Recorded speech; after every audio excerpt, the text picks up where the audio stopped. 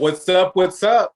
It's your boy Quentin Marcellis, and welcome to the first episode of Carefree Queer. I am so excited to finally get these amazing individuals in the same damn room, and I cannot wait for them to introduce themselves and tell you a bit about who they are. But before we get started, as you guys know, my name is Quentin Marcellis. I have a single on iTunes right now, Carefree Black Boy, along with 4 other singles, Black Wall Street, Days in the Midwest, 1111 and Four Wings. Born and raised in Tulsa, Oklahoma, I have a passion for the LGBTQ community, and I have a passion for artists and, creative LGBTQ individuals. So I cannot wait for you guys to meet Carefree Queer. And Chaz, what's up? Hey, what's up? What's up? I'm Chaz Warhol. I'm so happy to be here. Born and raised Baltimore, Maryland, as a singer, songwriter, photographer, and artist. Also, with 2 singles of my upcoming EP art dealer, I Want To and Be Time. Hey, that's what's up. That's what's up. Thank you for that, Chaz. Thank you, Q. My name is Unity. I am from Tulsa, Oklahoma, and I am a business owner. I own You Got the Juice, which is a juice business, as well as Juice Apparel, which is positive affirmation clothing, as well as I do modeling, and I like to create art, all different kind of really cool stuff. So yeah, that's the vibe that I'm throwing. So I'm just really excited to be here. I'm really excited to finally get together and discuss, what's just been on everybody's mind for all around the world, So yeah. And I am BrandElsa. My pronouns are they, them. I am a Los Angeles non-binary, Black, queer, multi-hyphenate creative. I am an artist. I am a speaker. I am a stilt walker. I am a tarot card reader. I am a meditator. I am running out of things to do and say, but I know that there's more to me than that meets the eye. At least that's what I tell people. And that's what I'm hoping you all find out and listen and discover as you continue to listen to the Carefree podcast, which I'm so excited. Thank you so much, Q, for having me and the rest of us all on this in this great vision of yours. But I would love it if you would actually tell the people in our audiences listening what Carefree Queer, the podcast, is all about.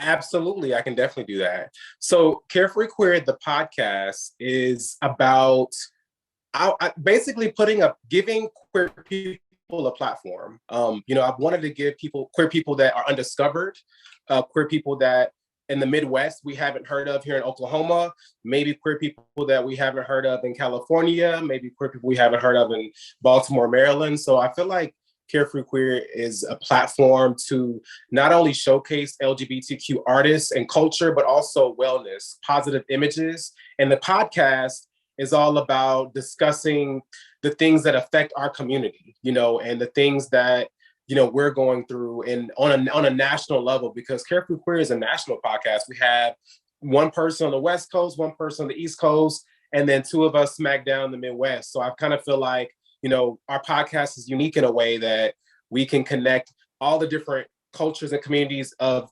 America in the queer community together and discuss such things that are going on the West Coast, on the East Coast, and just kind of like bridge that gap of, just that disconnect that's in the queer community. And I'm excited to, do this with you guys and create this brand, Carefree Queer.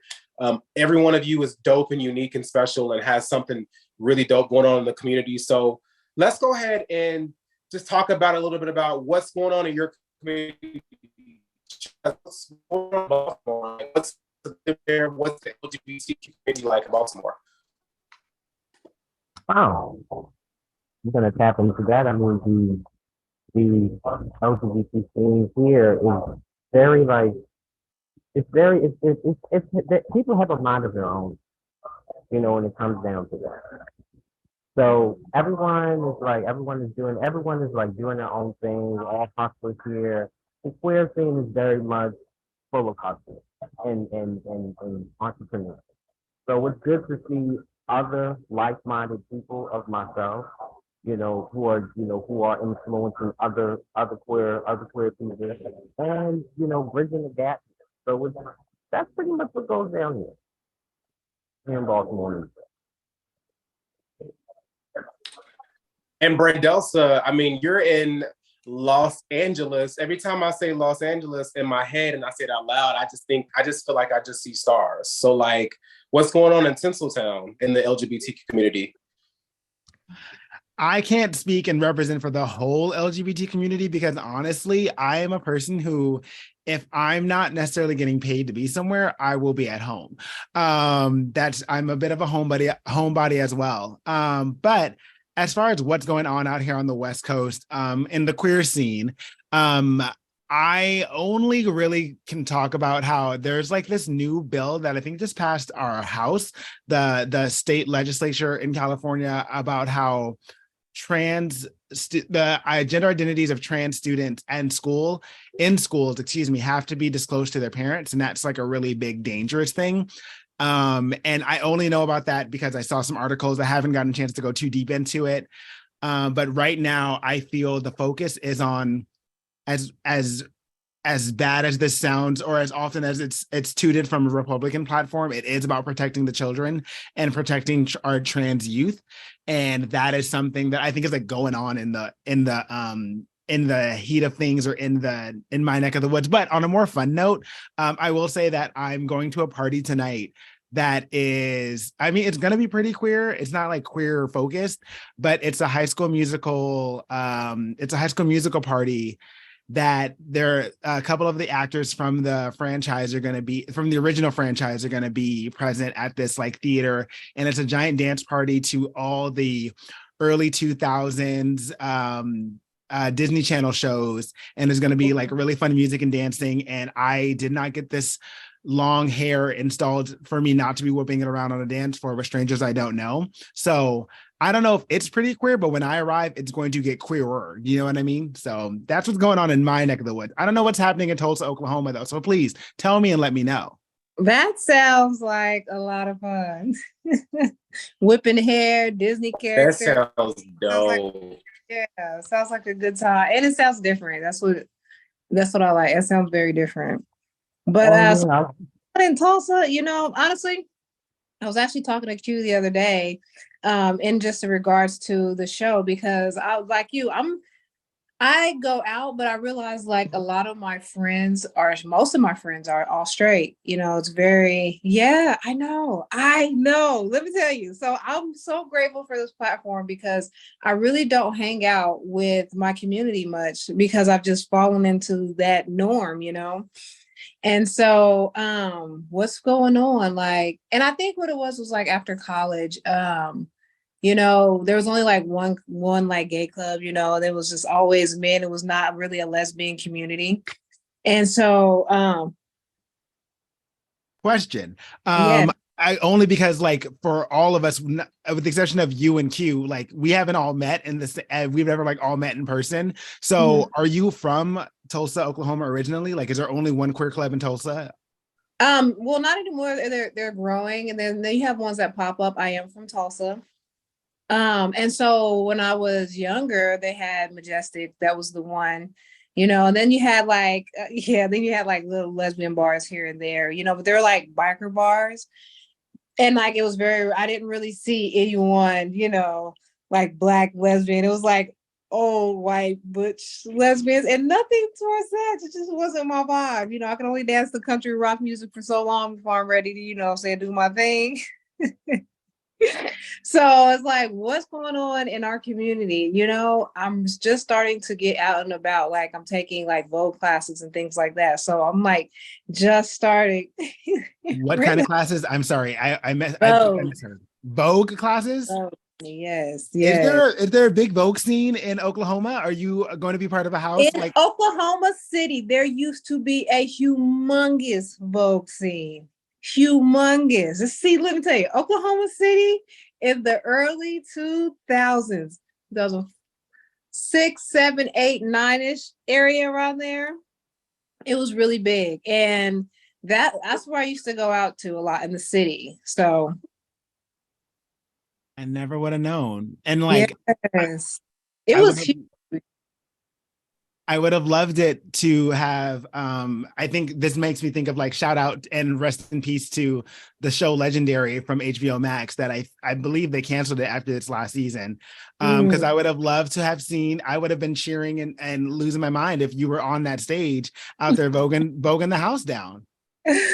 Yeah. So it's just really fun. So right now I'm really just starting to embrace and be out in my community, because I was like, I think that's like something that's really missing in my life. And so just, coming back, well, because in high school and college, I had gay friends, but I never really had any lesbian friends. That, you know what I'm saying? So it's like just coming into all of this and just enjoying myself, because I never really cared, but I never really went out and specifically sought out to have lesbian friends. And now it's like, I want some lesbian friends. I was like, what do you do? So that's what's happening in Tulsa. Well, let's go ahead and jump right into the hot topics. So I'm about to get this pulled up on my laptop right now. We're going to discuss couple of things in my neck of the woods. Today we're going to discuss Frank Ocean's Coachella set and, just the whole hysteria around it, why it went the way it did, and, what is, everyone's thoughts about it. So I'm just going to go ahead and get started and say what my thoughts are first. And, people have been waiting for this Coachella set for years. Yeah, BrandElsa, so what's going on? I have no idea what the big hubbub is over this. So to actually tell me like what happened before you go into your thoughts, I don't want to stop you. Yeah. He's a Frank Ocean. Yeah, absolutely. Absolutely. So basically what happened is this.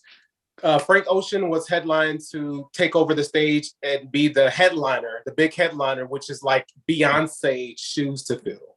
Because as you know, the headliners of Coachella have been pretty big acts, and his set for Coachella was filling the shoes of like big acts before him. Because whenever you have the third Sunday of Coachella, the third day of Coachella on Sunday, that last act is like the biggest act, right?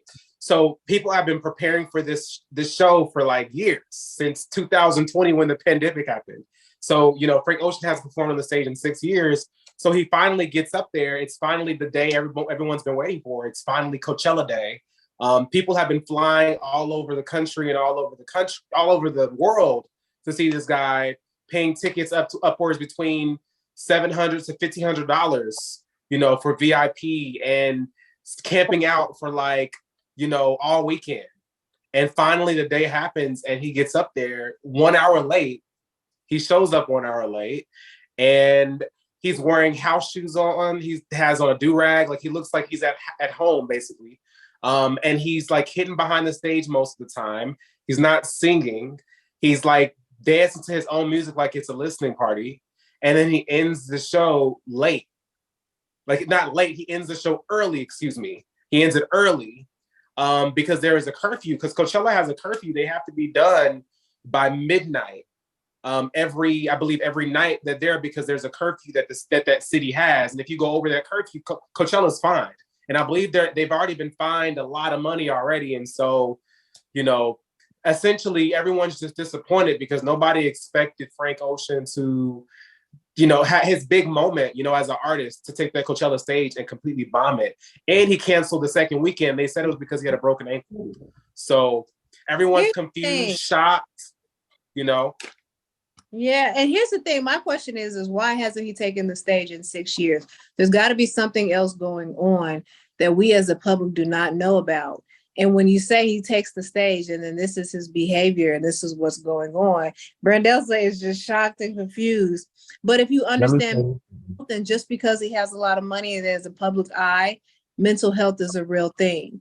And so for him to come on a stage as big as it was, and for him to do that, there's something going on that we as the public do not know about. You know what I'm saying? And so huge spotlight. And we're like, well, why isn't he entertaining us? What's wrong with him? He's supposed to.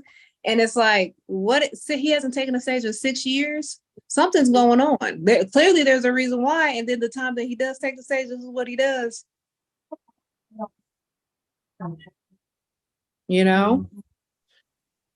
Yeah, I mean, it's definitely something going on with him. I think that there is he mentioned in the show that his brother, BrandElsa, if you didn't know, his brother passed away several years ago in a car accident.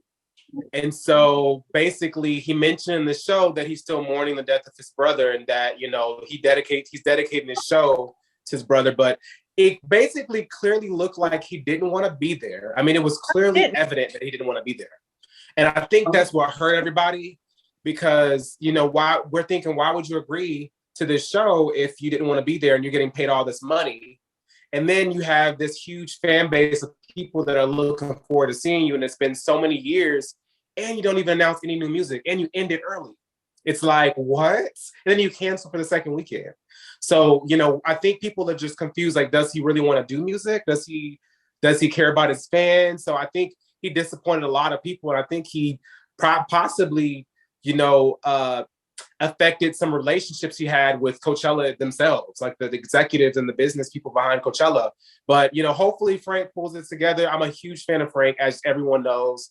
So, I mean, it's kind of heartbreaking to see like somebody that you look up to or somebody that you idolize, like be scrutinized in the public or just be going through something so publicly because you feel like you know them. And, you know, I've seen Frank perform live. So it's like, I know he can do better than that because I've seen him perform live. So it's like, my expectations of him are pretty high because I know he can do it. So I definitely think, as Unity was saying, that something is definitely going on personally. And it's interesting when you see those things play out in the public, when it comes to celebrities, when it comes to public figures, when you see their lives start to really play out, you know, it puts a lot of things in perspective. These people are human. They're just human. They're not, they put them on a pedestal, and they're not, and they're human. So yeah, they chase their dreams and they live their dreams, and they just so happen to become famous. But at the end of the day, he's still a human being, and nobody has any idea as to what it's like to have lost a brother, and then to have to still carry on every day and get up in front of a bunch of people that you really don't know and that don't really know you. And as soon as you mess up, they're gonna throw you under the bus. That's a big pressure. You know what I'm saying? And I think that people put celebrities on such a pedestal that it does not allow them to be human. And so when they get up on that stage, like now everybody's like all upset with him and they don't even know him. How are you going to be upset with somebody you do not even know?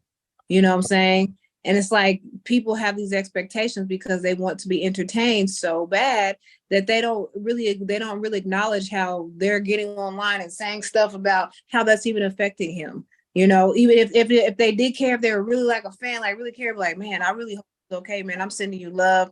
I hope that whatever's going on, you know, you can get, but they're not. They're like, what's going on? Man, look at this fool. He's da-da-da-da-da, you know? So it's like, do you really love him as a person, or do you just idolize him in this platform that's not really helping him where he's at?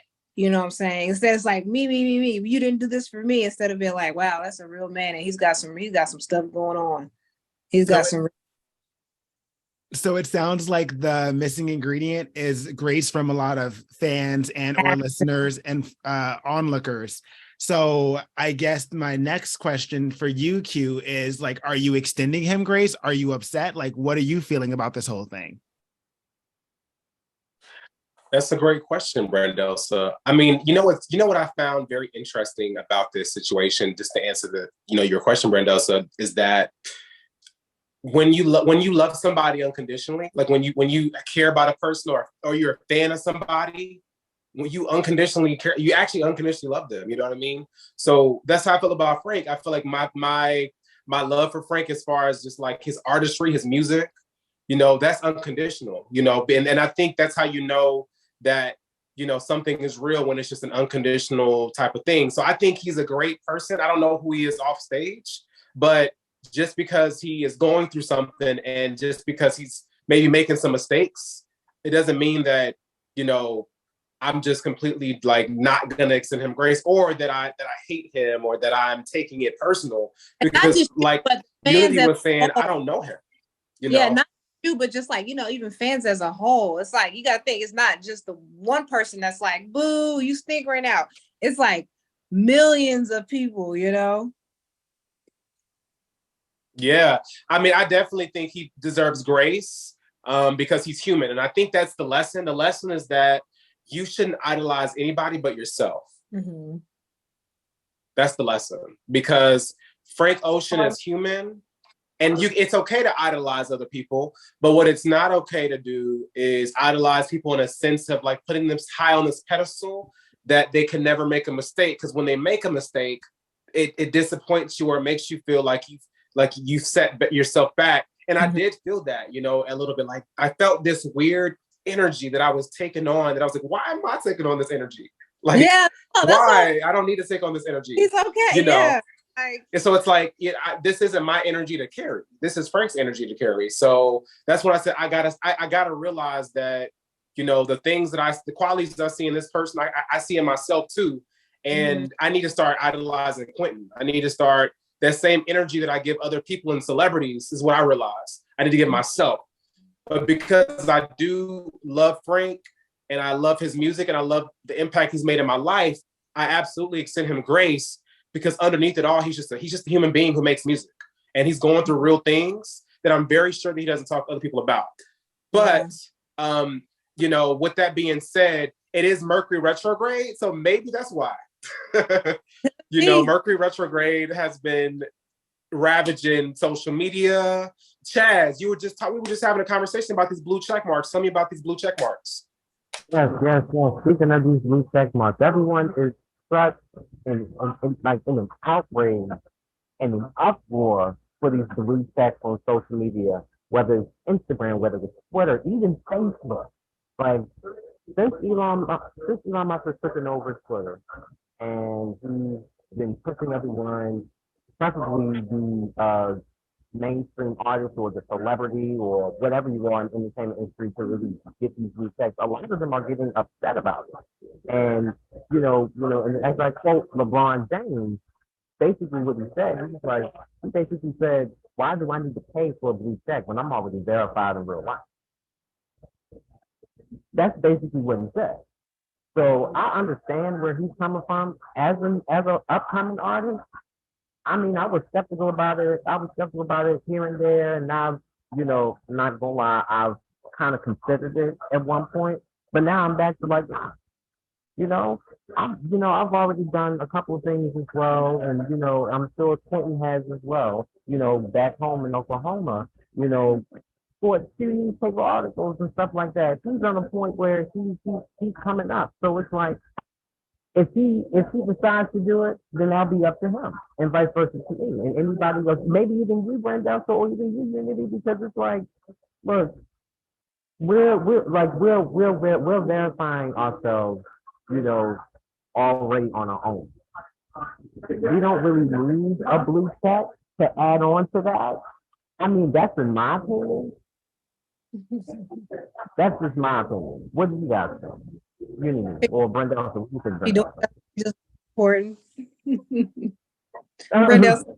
My question is, what does a blue check get you in the eyes of people who are actually going to be the ones who are hiring you or who are actually going to be paying you?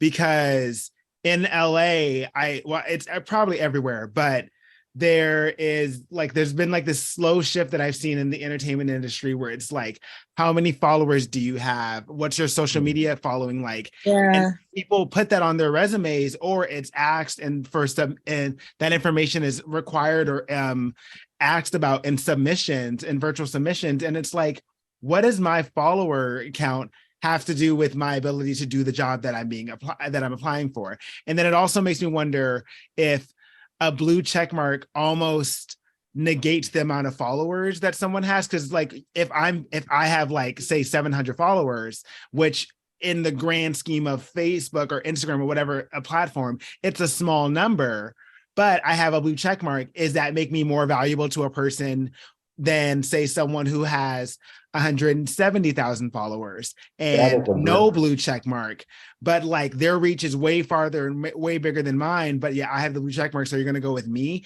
It almost seems like it's short-circuiting or shortcutting the system, or at least it's shortcutting the intention behind influencer culture. But again, I don't really know that much about it, but that's what I think is an interesting or a missing tidbit of the whole conversation. You got a point though, because it's almost as if these verifications is almost kind of like it's not really. It's not as substantial as it used to be. You know, when you would see artisans or or celebrities, this sex. Because back then it was like you really had to be legit an art. You had to be, top tier what you're doing to get that blue check on social media. Nowadays, it's almost like anybody can do it, and Yeah. which is taken away from anybody, including ourselves. But where's the authenticity of these things? Where's the drive? Like, where is the drive that I'm putting in? Like, artists are busting their tails to prove, how, prove their worth in in their craft. And, if people just left and right just getting blue check here, blue check there. Oh, I'm verified. Oh, I'm verified here, there. Like, but where's the work? It's regular people on social media getting blue checks. And not to take away from them as even bloggers, but yeah. What But you it's the said, blue check just to verify that your account is indeed who you say you are. That's all it really is, right? Just verify the person that you are indeed saying you are. And then it became a celebrity status, From because my they understanding, celebrities were who indeed they said they were, because there were so many fake accounts. So really and truly, it's just a verified account. It's just saying, hey, yes, this is Drake's real account, not Drake 3790212. This is the real Drake account. So, but now it is like a celebrity thing, and it's like when people were buying them, I was like, huh. But then again, there is a lot of scamming going on. They done took over Facebook Marketplace, so it's like, so the verification of, I think if you go with the understanding that the verification is just to verify that this is indeed a real person, instead of a celebrity symbol, then I think that's where the confusion comes in, because it was originally just to verify, yes, these are indeed the real people. That makes sense. yeah, I think that here's the thing. Here's where I come from, with this whole verification of blue check mark thing. In many ways, I'm very drawn to it, because of what I want to do, right? Because oh my God, a blue check mark, it's so alluring, like it makes me, it could take my brand to the next level. So I'm thinking yada yada yada. Mm-hmm. But it's like, what? It's like investing in quick attention when I could be really investing into what I really need to be investing into, which is the quality of my work, the quantity of my work, the work that I'm putting out, like that's that act. Yes. So I feel like for me, because it seems like everyone can access it now, number one, it makes me not even attracted to it. Like, I'm like, oh, everybody can get it. Everybody can just buy it. Oh yeah, whatever. So that's automatically turning me off. But then it's like, it makes me want to work harder, because it's like, if I have a blue check mark, like I want to prove myself worthy of it. I don't want to feel like I'm like shortchanging myself for it.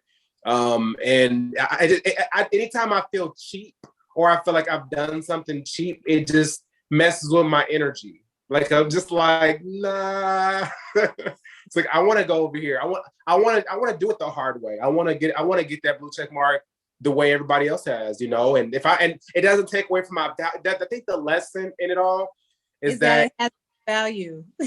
It has no value, and it doesn't take away from my value. It doesn't take from my worth. It only has value that you get it. That's the part. It only has the value that you get it. So for me, it's just a blue check mark. I never thought twice about it. And and then when everybody's like, I saw the post and I was like, but it's just a blue check mark, So it's like, huh. I made a funny post on Twitter and I was like, something about Beyonce not having a blue check mark makes me not want one. And I was like, because I went to Beyonce's Twitter and she doesn't have a blue check mark. I was like, I don't think I want a blue check mark.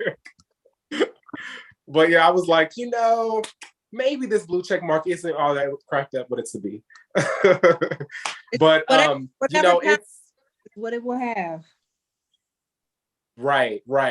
So BrandElsa, tell me what's going on in your world. What's some hot topics going on that you want to bring to the table that you think is fresh?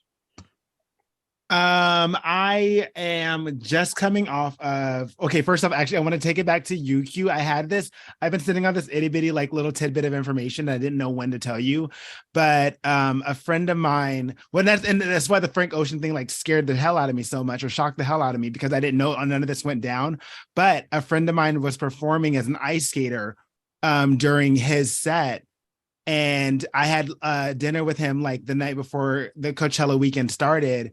And I was like, wait, you're doing Frank's thing? And he's like, yeah. And I was like, oh my God, that's incredible. I was like, my friend would be so jealous to know that I know someone who's like so close to Frank. And I was like, I won't tell him that until like it's all done. And but apparently it never even started. So there's that. But you're that much closer to, because you and I have like had conversations on offline that like I'm ready for the moment I get an invite or a save the date announcement that y'all are engaged, you and Frank Ocean. So the degrees of separation are getting closer and closer, because now you're just separated by 2. Closer. You feel me? And this is why I love BrandElsa, because BrandElsa is literally you're just so motivating. You're so uplifting. You're so motivating. You make me believe in my dreams are possible. And I think that is just so cool. And that's why I'm so happy to have all of y'all on here, because everyone is just good energy, just so good energy, spreading so much love and positivity. So BrandElsa, I'm cracking the hell up, but I'm also like, I was going along with Keys with getting married. I was used to the scene the carrying on like. I can't wait. I'm excited for when that moment happens. But yes, I'm in the business of making dreams come true, which brings me to working for Disney. I was working for Disney this past week. I was helping out with some auditions in LA. And the news came out that Ron DeSantis, the governor of Florida, so this really doesn't affect me in California, but my company, the company I work for, Disney, it's still like, heart and home to me in different ways. So Governor Ron DeSantis has like basically waged war against Disneyland, against the Disney company in Florida, Disney World specifically, after they publicly came out against the Don't Say Gay bill, which has just been expanded in the last like 2 or 3 days to now ban gender identity and sexual orientation conversations from happening in grade levels from K all the way, I think, until 12. I don't think they can like ban it at a college level, but I think that they can ban it within a high school setting as well. So that's just really, really frustrating. And I know that all my topics seem to be always so politically driven, but that's because I find being queer, being a non-binary Black person, my existence is political. So, and like an affront to someone somewhere is going to be an affront to me in some way, shape, or form, because like you said, Q, that you were taking on the criticism and backlash Frank Ocean was receiving. I believe in the law of divine oneness, which basically states that all is the same. Like I am you, you are me. So whatever I do to you, I'm doing it back to myself, kind of a thing. Or whatever is done to me is also done to others. So it's really like it's frustrating. The 7 laws of the universe. Yes. One of them being the law of divine oneness. We can probably do a whole episode one day about all the laws. We do need to tap into the episode of some spirituality and really get down off and through there like a wedgie. Yes, we do. Well, then I guess that we may have to put that on the docket for this season. We'll figure Listen, let me just say for the record, everyone that's listening, talking about spirituality with these guys, y'all are gonna go to other planets, other galaxies. Because I don't think you guys are ready and prepared for how deep the minds are in this space. Huh? You said what, Unity? Astro traveling. Y'all can't see the book. I wish I could see the book, but it's Astrodynamic book. Oh, there it is. Okay. Or agreement. Yeah, so we get into it. We can get into it. Let's get down to that next episode. Yes, we will definitely. First, like I said, first of all, everyone that's listening, everyone here is the one reason I love everyone here is because we're all conscious. So not only are we creative, not only are we talented and multiple talent. Like we have multiple talents. BrandElsa was saying that, you know, we're multi-hyphenated. We're all multi-hyphenated up in this thing, okay? So when we talk about spirituality, you know, I already know, because everyone has a different perspective, but you know, we're all just so deep, and we're doing, like, Unity has her conscious food, you know, vegan and vegetarianism and conscious eating, and BrandElsa is very in tune with the moon cycles and the Mercury retrograde and tarot and things like that. And then me and Chaz are always talking about the same things, you know, and Chaz likes tarot just like I like tarot, and I've seen him post some things on his Instagram about tarot. So, you know, I'm really happy that I'm around open-minded Black people, for sure. You hear me? You said what? I said, and don't forget about the alien conversations and the astro travel and the and that is why I said we're gonna scare them before we bring y'all. We gonna blow their head off already. I love it. You already dropping it. See, Unity already dropping it, and I'm like, I'm trying to drop it to him slow, but she want to jump in. You got the alien superstar in the house right here. Listen, we got through in the pool, okay, and then we had. Okay. But let's talk about how feeling queer sometimes feels like being an alien. Hold on a second, because what people also don't realize is the deep connection between spirituality and sexuality, because when you're more free in that area, it allows you to think about things that are impossible because you're already going against the grain. So it's like you already out of the norm anyways, and so that really allows the gates for you to want to experience. That's why so many gay people are into spirituality, because it's like oh, that's not working for me, and no, something ain't right over there. And can I add on to that? I want to add to that because that's a really funky point. What were you saying, Chaz? Now, and I brought this to your attention too, that, and the reason why queer people are so in tune with themselves and really like involved with spirituality is because, and a lot of people don't know, and I'll straight to listeners, I'm heavily do not know this. And it may be hard for them to understand that the universe is but a spectrum. The universe is fluid. If you break the universe down into its particles, it's literally the color spectrum. Mm-hmm. So really breaking it down, the universe, the world is queer. It's very queer. Yes. And androgynous. Yes. God is androgynous. It is both male and androgynous. Yes. My name is the androgynous God. My name ain't Unity for nothing. Okay. How about this? How about I add this on there? How about the thing that irritates me as a spiritually free queer person? It's two things I want to say. The thing that bothers me the most is that when people refer to God as he, because I'm just like, I don't know, something about it, it just sounds very misogynistic. And I'm just like, what made you think that he was a he? Because if y'all want to question my sexuality, something I know, because I'm in my own body and I'm in my own spirit and I'm in my own soul and I know who I am. If y'all want to question us and question all these things, how are you guys so sure what God's sex is? And why does God even have a sex? Because if it's a mysterious, all-knowing being, omni means one. God is unisex. Everything. It's everything. Yeah. It's the dolphin, it's the bird, it's the piece of wood, it's the rock, it's everything. Omnipresent literally means everything. You cannot if you separate, it means it's separated. And this is what I think, and this may be controversial for some people for me to say, but I think that queer people and LGBTQ people are more closer to God than a lot of people, for the simple fact that we exist outside of the spectrum of what is black and white. Mm-hmm. We exist in that very gray spectrum where you have to like accept and love somebody for who they are based on things that you can't see. Love, yeah. Based on things you can't see. You know what I mean? Which is a spiritual thing. Yeah, very much so. Love and attraction is a spiritual thing. When you're attracted to somebody, when you love somebody, it's a spiritual thing. It's not a black and white thing. Mm-hmm. So that's that.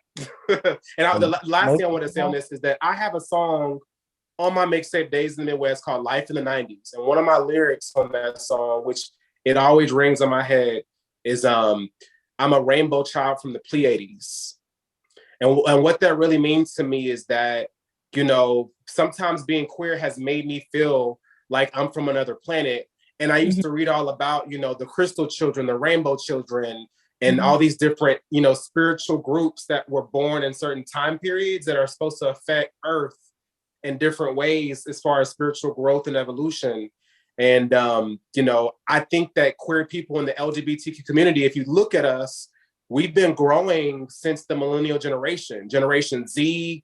You know, it's like this movement has been rising and more people are starting to announce who they are and be proud of who they are. So I honestly feel like I'm just happy to be in a generation to say that I'm in a generation that is pushing the LGBTQ movement further, you know, than any other generation has. Agreed. It's not, I wanna argue, or not argue, but add on to the fact, to the conversation, that it's not just like that we're pushing it and that we're just like going for it, I guess, and like being more proud of ourselves. I think it's that the rules and the law and society itself is changing, which is making more room for inclusion, I should say, because I think about the people who are queer and they're in their 70s and 80s, but they weren't able to come out until like they were 60. Do you know what I mean? Like 50. Yes, now in middle school. It's like, what? You know? And it's great and it's fantastic, but I think it has something to also do with the fact that people in society who are higher up, or at least making the laws, or whoever the culture is changing. And I don't mean just like the queer culture, and I just don't mean the Black culture either. Like the culture itself as humans is changing and what's accepted. And I think it's a great thing to happen, but it also makes me wonder, like, what else is coming down the line? Like, what else are we not including now that 10, 20 years from now, or when Pluto changes signs again, because now it's in Aquarius, it's going to be going back to Capricorn for a little bit, but then like when it's in Aquarius for the long haul, what's going to be brand new and happening, and what's going to push society and transform in that way. And then like another 20 years from then, like what else will we be on this side of, where we have to open up our minds and open up and create more space for other iterations and versions of people to exist. I'm really looking forward to that kind of a future as well, because I was fortunate enough to be of a cultural generation where I could come out at the age of 17. You know what I mean? That must be nice. So since everyone is just meeting us for the first time, what age did you come out? I came out when I was 21. I didn't really come out. I just had a girlfriend. I came out at 19. I was 17. I'm the baby, but we'll get back to Unity's thing. You didn't have to come out. You just had a girlfriend. Like, we need to dive deeper in that. Yeah, I just came to my mom's house with a girlfriend and she wasn't having it, you know, of course, but I wasn't like, we need to talk. I need to tell you guys something. It was like, oh, I like her. I'm gonna take her home to be my family. You know, it was like, I'm gonna take her to be my friends. I'm gonna, you know, and it was just like, I didn't think it had to be like this. And then it was like, oh, it's not okay. That's so cute. That's so sweet. I have a couple questions, and if we may jump down that pathway. How long had you been seeing this person before you were like, I'm gonna take her home to my mom? Oh, probably like, because I lived at OU, so it's probably like 6 months. You Okay. know? I wasn't sure if it was like, this is the first time that you felt this with someone. Was she? Oh no. And I had like, because here's the thing, when I went to college, it was like, oh, I have a home life, you know, but like, there's a saying for it. It's like out of sight, out of mind. So once I went to college, yeah, I know I had a family, but I didn't think twice about it. I'm having fun. I mean, girls is liking me. They talking to me now. You know what I'm saying? It's like, what's happening? So it never even was like, oh my God, I'm gonna go home. I was like, I'm having this much fun. I'm gonna focus on fun, and that I didn't think about anything else until it was like, oh yeah, I'm going back to Tulsa. You know, you want to ride with me? You want to go to my mom's house? And she was like, sure, okay. And then we go. And I was like, you know, but. Had you dated anyone of the same sex before her? Yes, a few. Yeah. And Was this all in college though?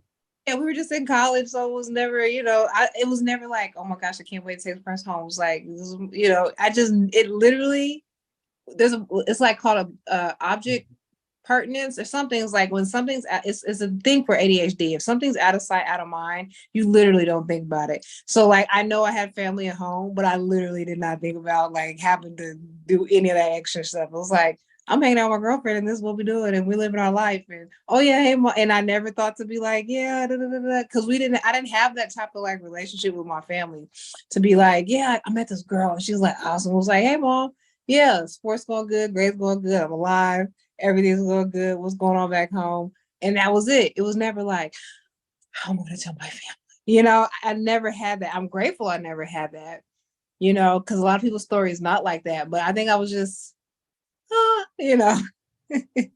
Well, I know, Unity, we were talking about something offline about some topics going on in the lesbian community. So close us out. Tell us about some different topics that you want to bring to the table that's going on in your community or in your world. Like I said, I'm just kind of starting to hang out with, more lesbians and getting to explore, my community more. And so what I'm noticing, there's like all these like taboo rules, like me, like I'm into like androgynous women or like masculine presenting women. I just now realized that that's something that I'm very much into, but there's like so many rules around it. And so I'm just like, is this the same thing like with gay men too? Like, is that a thing? Are there like masculine can't date other masculine or feminine can't date feminine, like feminine men. Like there's like all these written taboo rules that I'm like starting to learn and understand that are a little bit irritating because it's like I'll like someone and it's like I'm not stud for stud, bro. And I'm like, first of all, I could be a girl or a boy. It doesn't matter. Like where are these rules coming from? And so I'm just trying to see like, is that something that y'all have to deal with as well? Yeah, actually, What were you saying, it Chaz? is. I say it is, but it is, but it's not. But it's more so. I'm gonna say this, and and I'm gonna be really blunt about it. It's mainly why it's kind of like an issue for like the men in the queer community, and it's mainly because like us guys, whether if we're not fornicating with ourselves, let's be real. We're fornicating at the thought of being with someone that looks close to us. In a sense, or some of us has this idea of that, or some of us fornicate with ourselves because we want someone to appeal to us in a way that makes us feel comfortable, or it could be a more feminine guy that wants to be with wants to be with a guy who's presented as a man, who has that straight passion kind of thing. So it's difficult for us. I want to add to what Chaz is saying and just say that I feel that in the LGBTQ community, one thing that I notice is self-hate. Yeah. There's a lot of self-hate. Mm-hmm. It's like, because like, for instance, let's take myself, for example. Because I'm not sexually and romantically attracted to feminine guys, doesn't mean that I think they're terrible people. It doesn't mean that they're bad. It doesn't mean anything negative about them. It means that I know what I like. And I consider myself in many ways to be a feminine guy. So I know what I'm attracted to. I know what I like. But it's like we can't get past this in the LGBT community. We feel like we have to bash somebody because we're not attracted to them. And that makes them less. I don't know. That's kind of annoying because we're all, like I said, we're all in the same pond. So it's like we're all taking a dip in the pond. Whatever we like. So it's like, how about we give ourselves that same grace to ourselves, really, and kind of embrace each other in a bit. Like okay, you're different than me. Well, let's see. Let's celebrate it. Let's celebrate our differences instead of, dividing ourselves from each other, Yeah. It's the same thing. It's the same thing with this people with children. Instead of just like coming together and learning, taking the time and learning from one another. We're dividing ourselves because, oh, I don't like this, I don't like this, I don't like the way you do this, I don't like the way you do this, I don't like the way you look, I don't like the way you speak. But like, yeah, man, let's embrace each other. Yeah, that's why I was like, all these rules. Listen, I just want to go out and have a good time, don't you? Like, we could be having a great time. Because I love me a feminine man. I love me a feminine man. As an out and proud masculine man, I love me a feminine man. They are the sexiest men. They are the sexiest men. I want to, I got a lot to say. So I had to y'all can see it. If you're listening, I was over here flipping my hair, cracking my knuckles, getting ready to go in. Put me in, coach.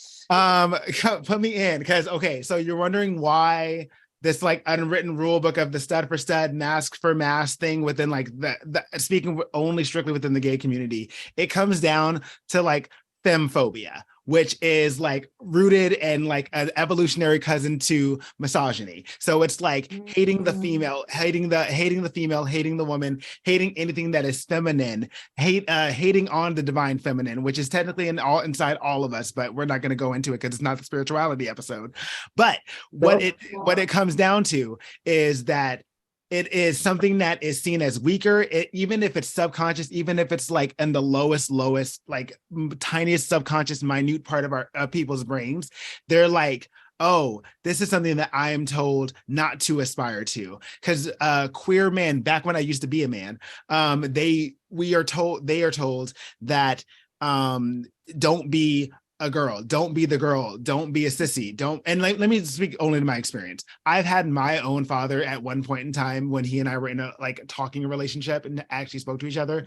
He said, just don't be the girl in the relationship when I came out to him. And I took offense to that. I've experienced that too.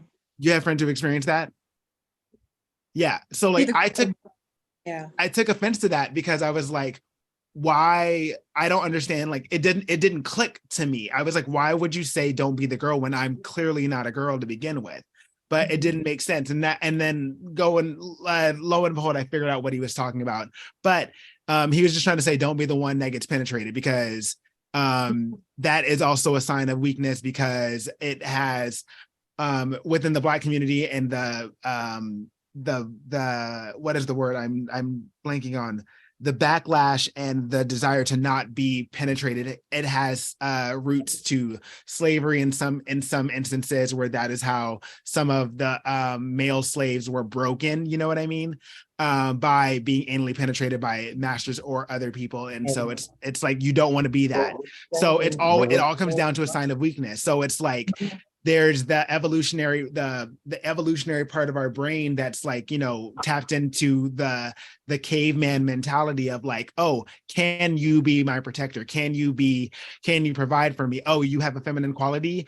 Instinctively, I am turned off by that. And then I'm going to add my hate, my internalized shame and rage about it, because I've been told by society, by the media, by movies, by my family, whatever, that I shouldn't be desiring this. And then when I start to desire it, when I start to give into my true feelings or my body and follow my intuition about it, I'm trying to stop myself. And that dissonance, that inability to connect and reconcile the two opposing forces results in harm. It results in violence. It results in so many Black trans women specifically being murdered on by the day or by the week at the hands of cisgendered heterosexual Black men, because they are being told, do not be the one, do not be the man, do not like anything feminine.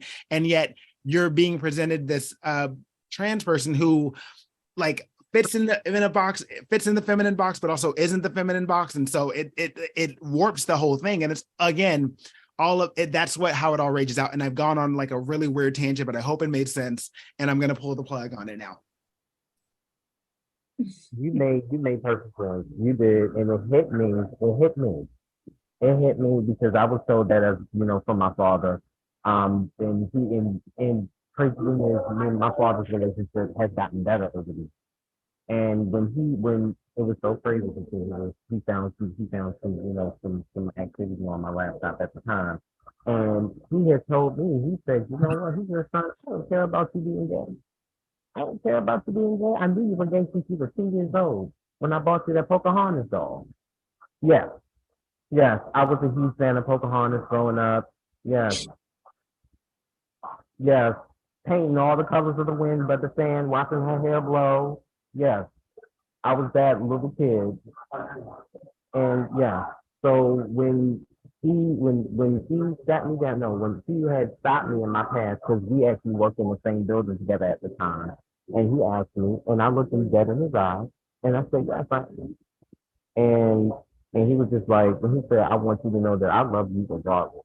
And like I said, I've known that you were gay since you were two, and I want you to understand that that does not deter my love for you as your father and you as my son. It does not. That's It nice. was so Well, that everything is you said, everything BrandElsa said, I felt it. I felt it. Well, that's beautiful. I'm happy that you shared that. And, I definitely feel like everybody, has a kind of a glimpse of our stories, who we are, kind of how we came out, when we came out, if we even came out. I really liked a lot of everything that BrandElsa said. BrandElsa definitely went in on that topic, and I knew that they would. So I'm definitely thankful for the words, because you definitely covered a lot of, to be honest with you, BrandElsa, you hit some points, even with the slavery, mentioning slavery. That's where the wounds are. That's the things that people are afraid to talk about. Mhm. That is, evolutionary when it comes to healing the Black community, discussing things that are really hard to talk about like that. Because I've heard those things about slavery before. And those things just sound so horrific, but they're also things that may have caused the homophobia in the Black community, and may have caused the misogyny and the hatred that we have for the LGBTQ community in the Black community. So we definitely could go on and on about a lot of these topics, and we definitely will swing back and cover them again. So first and foremost, I want to thank everybody for joining us for this first episode of Carefree Queer. And every episode we do something where we give our words of wisdom. We want to leave the listeners with something really impactful, until you guys hear our voice again next week.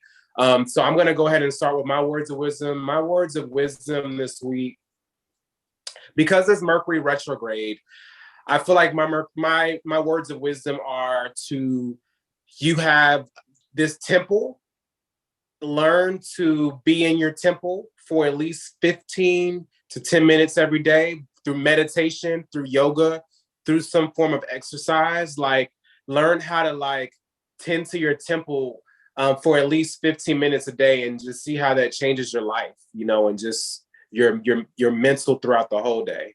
But yeah, just take care of your mind, body, and spirit. That's my words of wisdom for this week. I'm going to go next. Go ahead, I'm going to Brett. go next. I am going to give out some words of wisdom that were sent to me via an Instagram post, because that's how all my good therapy is happening nowadays. Yeah. And it is this: fall for efforts, not words. That's a good one. Efforts, not words.